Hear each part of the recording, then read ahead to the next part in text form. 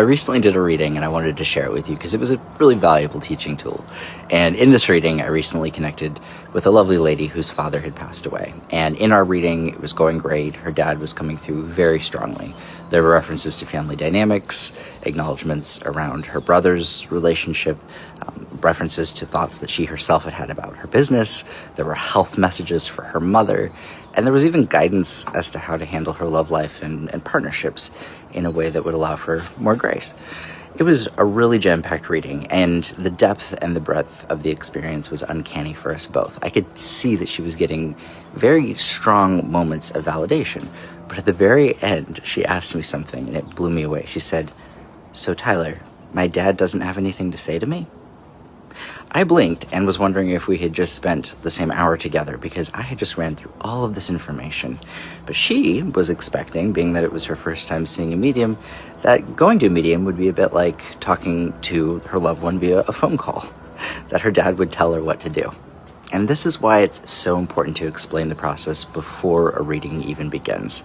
How to the medium, the messages can actually often symbolize the departed loved one themselves.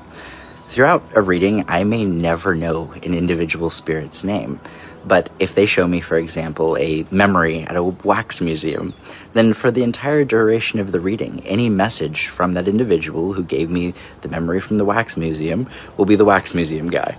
And it's almost as if they're able to transcend their individuality and all of what we think of them and introduce themselves through subjects we associate closest with them.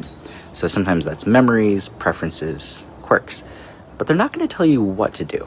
If a reading goes well, they'll actually do something even more valuable than that. They will affirm, validate, and sometimes even acknowledge their own preferences, but they don't take an initiative in our lives or force us to do something. Their time for that is done in the time that they had to be here in the physical world. It's less about them telling us what to do and more about them validating an awareness of our innermost lives and the plans. I think that's why it's even more powerful than anything that could be an episode of Ghost Whisper. It's this idea that messages often come forward, and there's so much more than just getting answers around earthly matters that we deem important. The messages brought through reflect the idea that love links consciousness, and that our inner worlds are not necessarily experienced alone. They validate personal feelings, acknowledge our regrets,